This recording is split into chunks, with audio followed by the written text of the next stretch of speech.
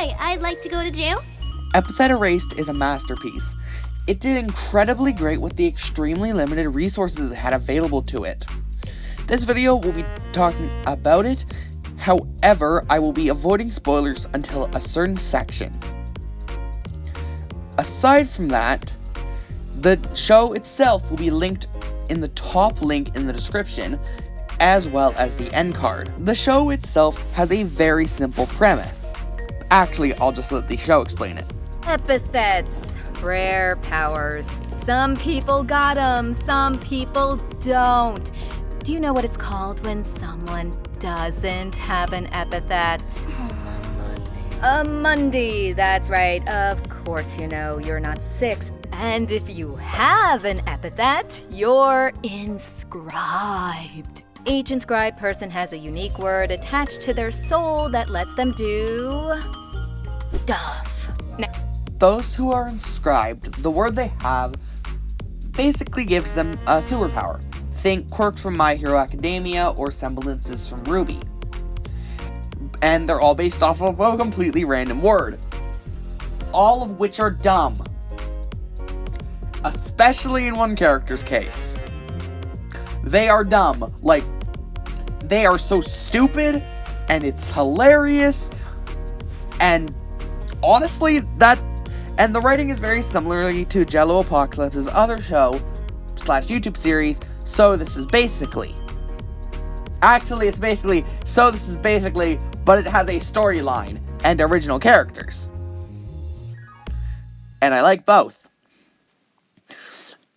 Epithet Erased's biggest flaw is definitely its lackluster, to say the least, animation. However, the show only got, I think, $2,500 for animation, production, audio recording, and writing. And for clarification, that's the same amount of money a single episode of South Park gets for an entire 7-episode season.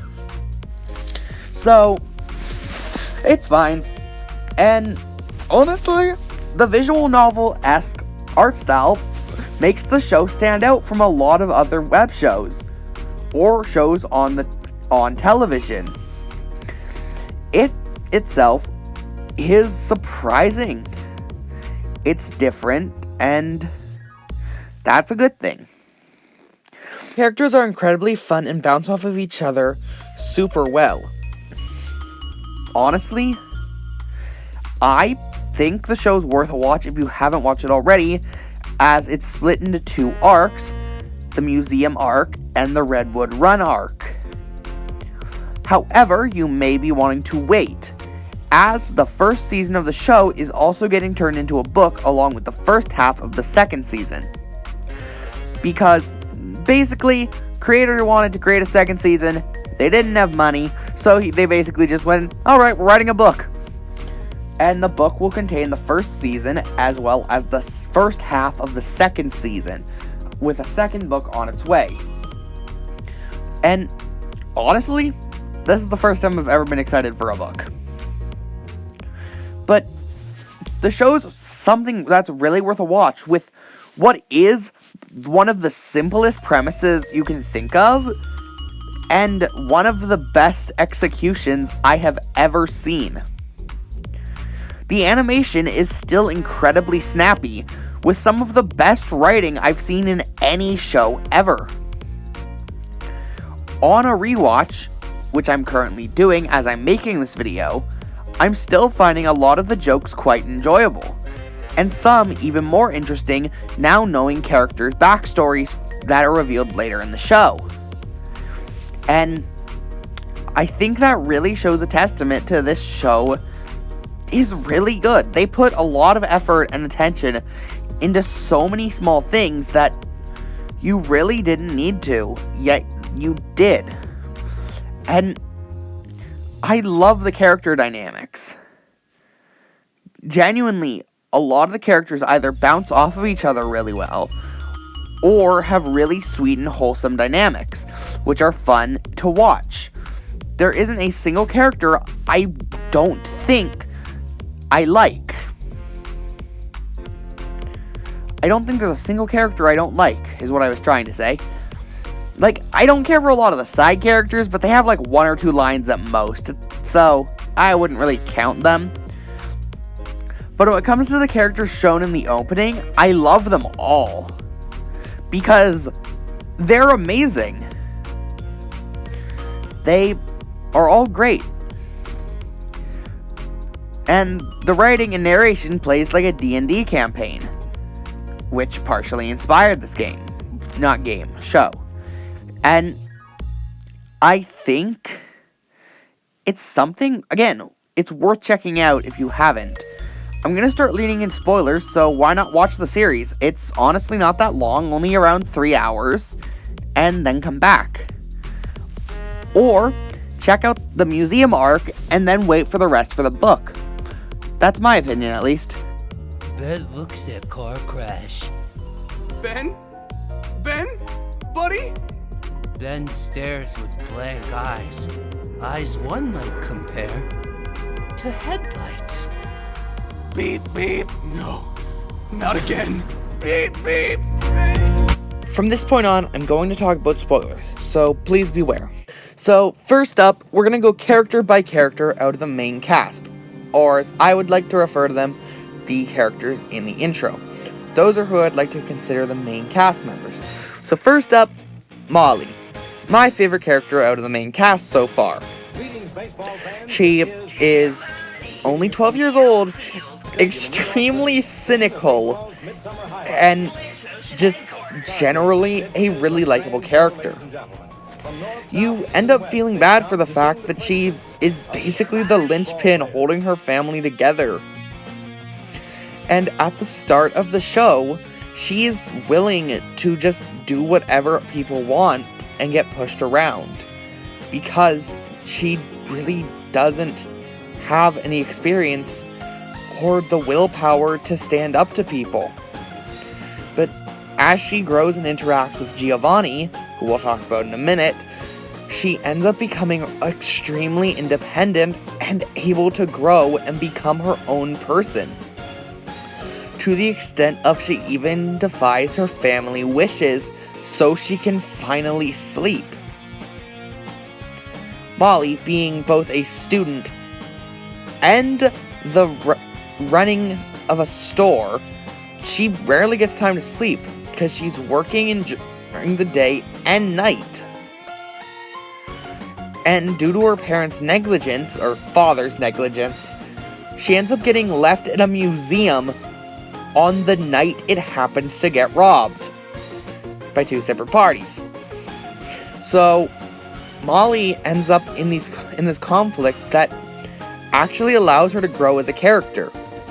And her cynical attitude, and pessimistic attitude as well, allow her to be really good at creating jokes. Some of my favorites include, "I want to hit him!" "No, you can't. I work in retail. Trust me."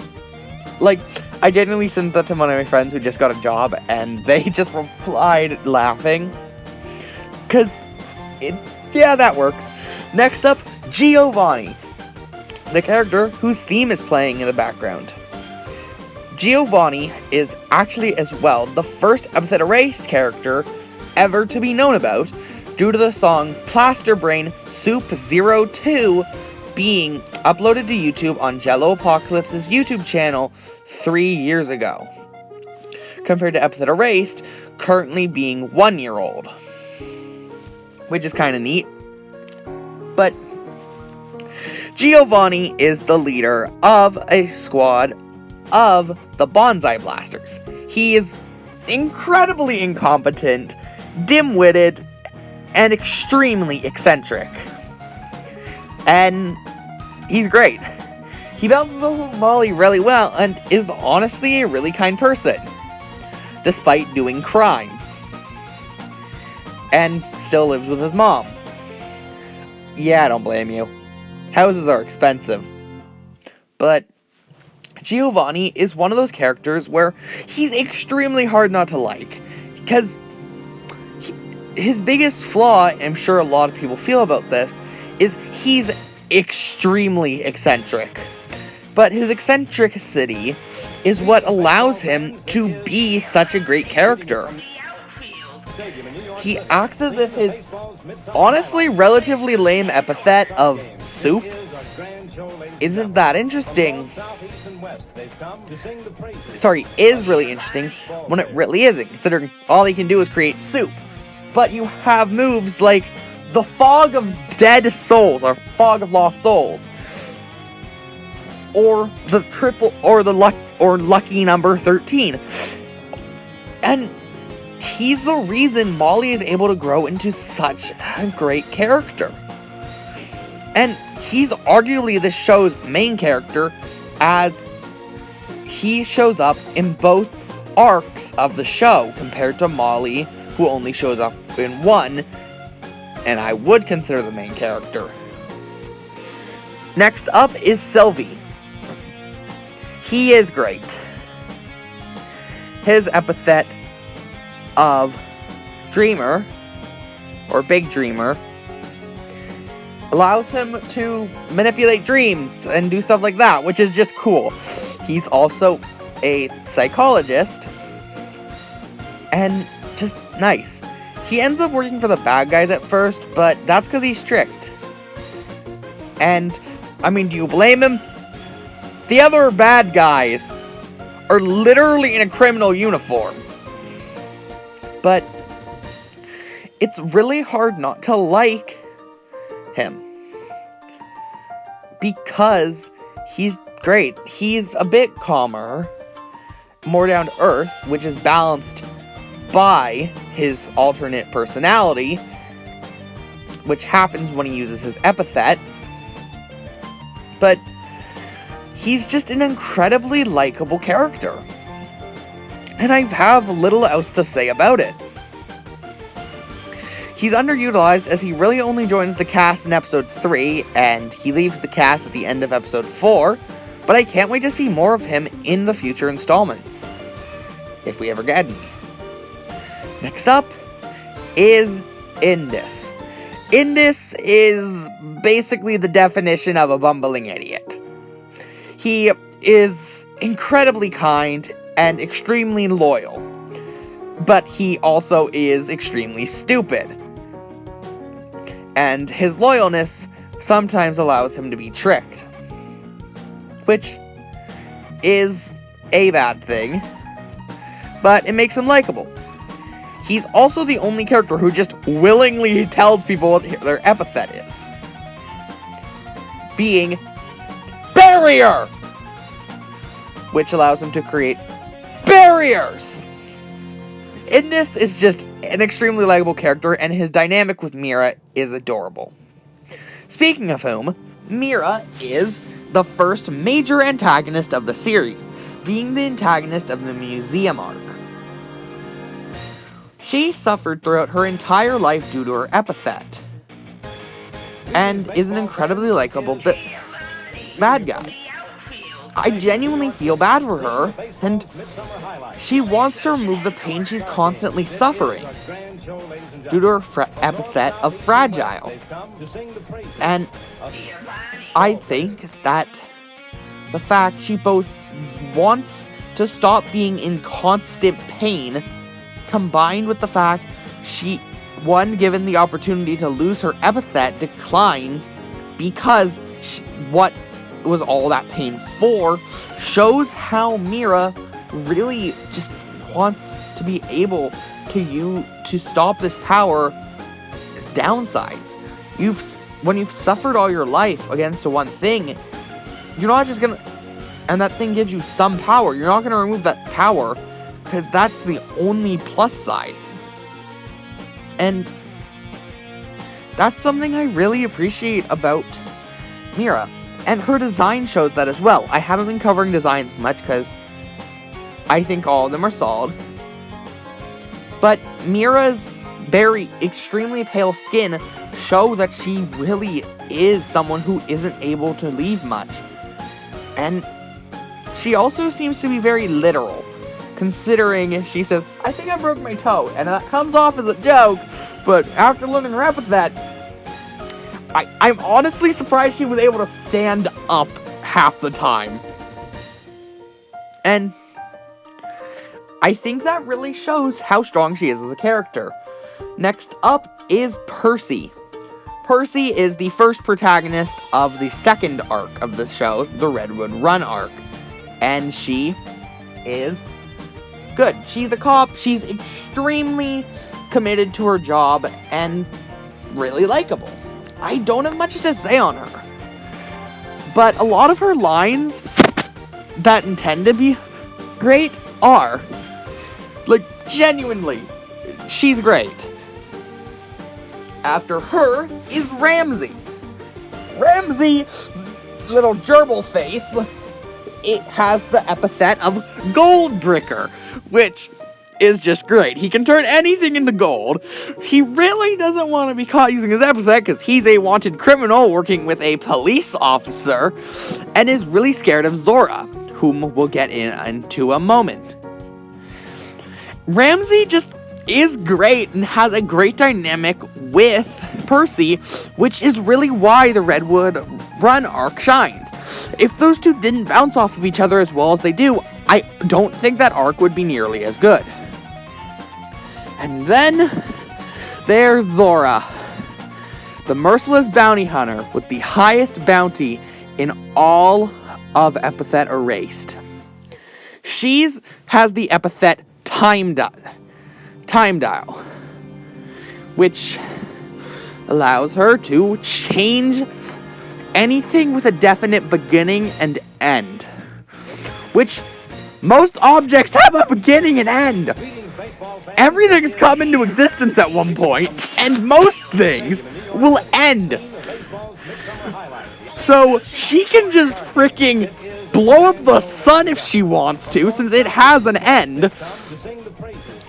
Like, she's incredibly powerful, and barely loses, even when not using her epithet. She's cocky and overzealous, but I don't blame her. And she works for the Monday terrorist organization, Bliss Ocean. You know, despite having an epithet. Because she doesn't want epithets to exist. Which, in hindsight, should make me very concerned about the fact that she wanted the Arsene Amulet.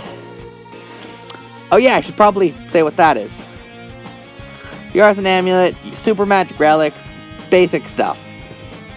But Bliss Ocean is where things get really interesting. What is Bliss Ocean? We know of 4 members in total. Zora, an unknown lightning girl, a character in a red cloak, and a silhouetted man. Those are the only known members of Bliss Ocean. And they're left extremely ambiguous, as they were likely meant to be explored later. But if you haven't noticed, there isn't a later! So, that's one of the biggest flaws, is the fact it will never get an ending. At least in its show form. But that doesn't mean it's not over. This truly is an incredible series. Its biggest flaws are its lack of a definite ending, and I honestly think that's fine. The show's getting turned into a book, and that book will allow us to at least get some more content out of this universe. This is one of the few times while watching something that's being turned into a book, I think, okay, the book won't be that much of a detriment. Because Epithet Erased's strong suit was never its animation or its visuals. They're great, but its strong suit was always its writing, its dialogue. And it's just a kind of charm that Brendan Blabber has in a lot of his pieces of work, including Welcome to, insert website here. So this is basically Pizza Game and Epithet Erased. All of his major projects have this style of writing. And It's a very enjoyable style of writing. Epithet Erased is just the pinnacle of that. It's sad that this show had over $50,000 of its budget provided exclusively out of the creator's pocket. And the book is being written nearly solely out of the creator's pocket once again. And I think that's really impressive, that he's willing to risk all of this time and all this money that he could be working on more projects that guarantee success than working on something he loves, working on a passion project. Because, let's be honest, as loved as Epithet Erased is, a show that has an average of 80,000 views an episode isn't that good.